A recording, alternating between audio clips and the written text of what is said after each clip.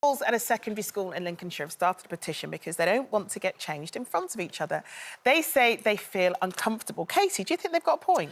I do, yeah. You never know what's under somebody's clothes. Lots of children have had surgery, operations, surgical scars or medical devices that they don't want to show all their peers.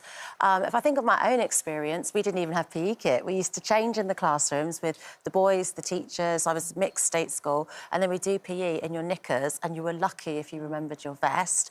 It didn't bother me at that age, but I think for my children's age and this generation, I think if they want that privacy, they should be allowed it. Oh, it didn't bother you? No, well, do you know, the only thing I do remember is having character underwear, Disney underwear, and not wanting other people to know I hadn't outgrown that and still quite like that. Sweet. So it wasn't more around nudity, but it was about an element of privacy. And I think the minute someone requests privacy, I don't think you should question it, you should grant it. And that's the kind of marker for me. Yeah. I can remember being painfully aware of the blue knickers and the T-shirt. And I started my period really young. I had pubic hair before everybody else, I had boobs before everybody else. Totally ruined my entire experience of sport. I didn't want to do sport because I felt really exposed, I felt embarrassed, I was mortified doing anything with this T-shirt.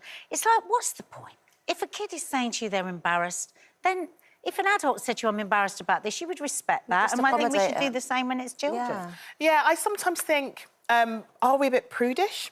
Where the naked body is concerned, as British people. A really good friend of mine, Pauline, she's Swedish, and she finds it really strange the way that we deal with the naked form here. And we were having coffee the other day with a load of other mums, and she said that when she first took her kids swimming here, she found it really weird.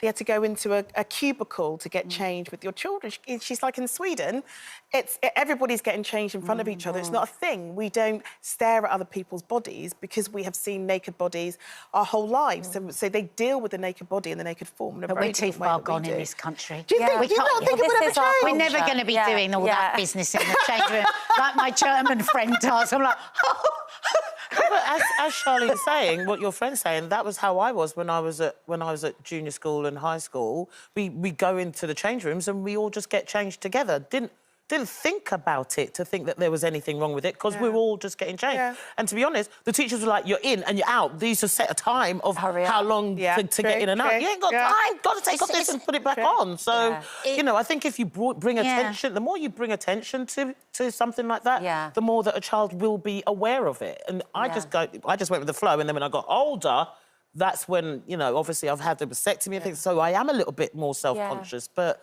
I think, if rightly, as you say, if a child says, I'd like my privacy, then they deserve to have that. I think it's that funny thing as well, I've noticed with all the girls, there's just that moment that comes in where the door gets shut, you know, and then it's like, oh, OK, because obviously Mark has two daughters, had two daughters before my two daughters, and with all four of them, that moment that comes in, it comes at different ages and at different times and for different reasons.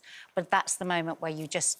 But they just want their privacy. It's a knock on. And sometimes it's like, oh, that was, oh, you were my baby. No, not anymore. This is, and I think if you trample over that, you're kind of like, they're trying out boundaries. And it's a really important thing. You've got to support that. On a completely selfish level, because of COVID, so many of the kids have had to be going into school with their PE kit and staying in their PE kit.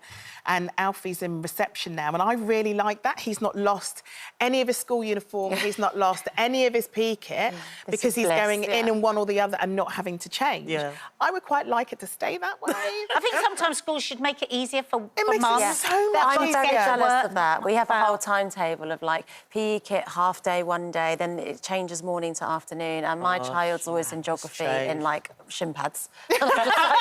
Sorry. Total mum fail on my behalf. Look,